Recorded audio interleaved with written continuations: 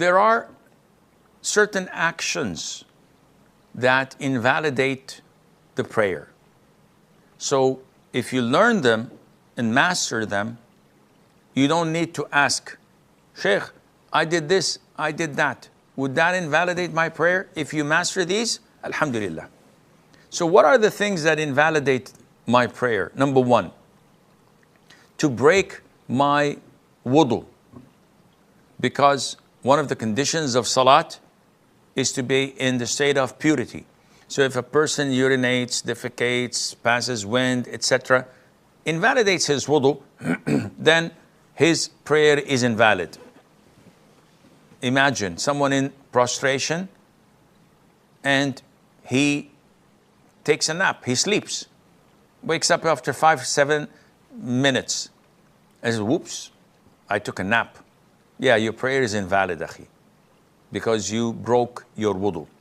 Number two, to be in touch with an impurity, an impure substance. So if it comes in contact with a worshipper and he's aware of it, this invalidates his prayer unless he removes it. So for example, while praying, I remember that I have an impurity on my headgear. So I immediately take it off and throw it away and continue to pray.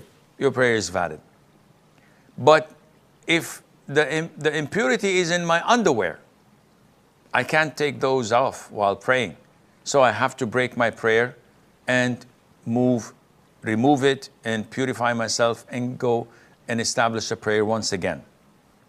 Number three, to expose or to uncover the awrah deliberately. So a woman, while praying, takes off her scarf, fixes her hair, puts her scarf again, and continues to pray. No, you've exposed your awrah deliberately. Someone taking off his waist wrapper and his awrah is exposed deliberately, your prayer is invalid. Number four, to give your back to the qibla deliberately.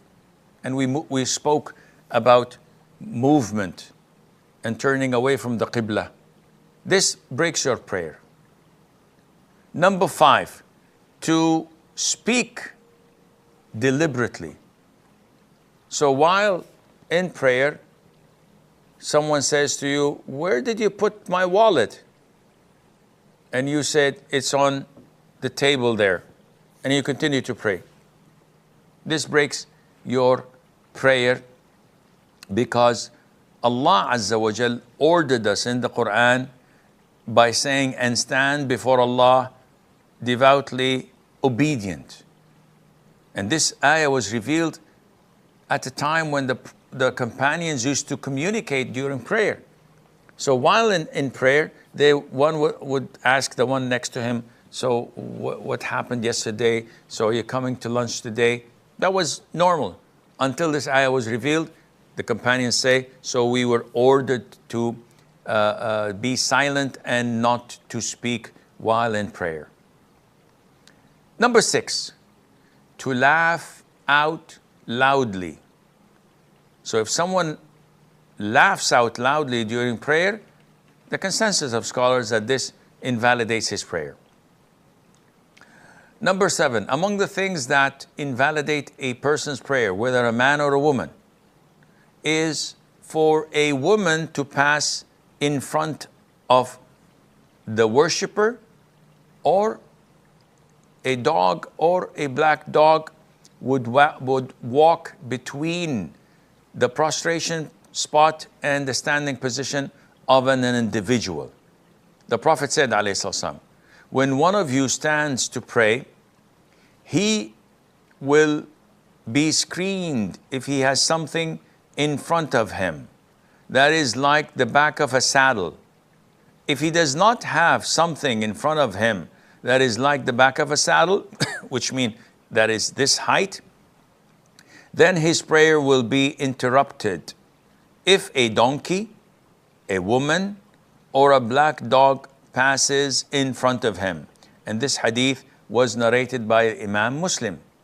Now, I know that many people would say, whoa, you're resembling women to dogs and donkeys? I said, no, I'm not. This is the hadith of the Prophet ﷺ. And this is part of worshiping Allah without asking for justification or a legitimate reason. We comply without arguing. And this invalidates the prayer of a man praying or even a woman. So if a sister passes in front of her mom or her sister, between her prostration position and standing position, this invalidates her prayer. Number 8, to abandon one of the pillars, to omit an essential part or condition or obligatory part of the prayer deliberately without any excuse. And we spoke about this before when we talked about the pillars and the obligatory actions. Number 9, to eat or drink deliberately. Ibn al-Mundhir reported the consensus of scholars that whoever drinks or eats during his fard prayer deliberately and intentionally, that his prayer is invalid and he has to repeat that all over again. Number 10, deliberately adding a pillar or putting a pillar in the position of another pillar.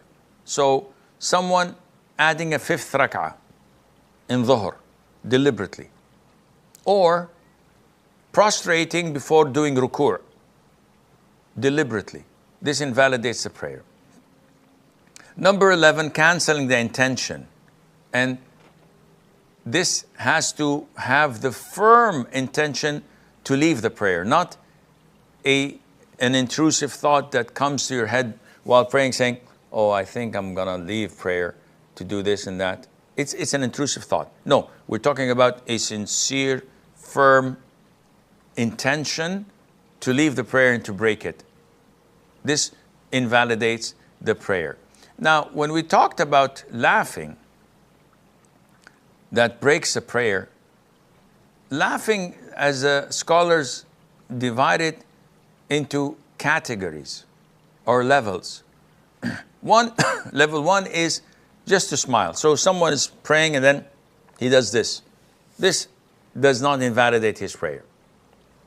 Laughing out loud, this breaks the prayer without any doubt. Especially that type of laughing where you have these loud voices, because this shows that you're playing around with the salat and this defies the purpose of salat. So someone says, ha ha ha, makes a sound. Number 4, laughing that is in between. It's not audible and it's not smiling. The majority of scholars say that this invalidates the prayer if 1 or 2 letters have been uttered. So these type of sounds would invalidate your prayer. Even if you don't make a sound, if you start shaking your shoulders, this invalidates your prayer, and Allah Azza wa Jal knows best.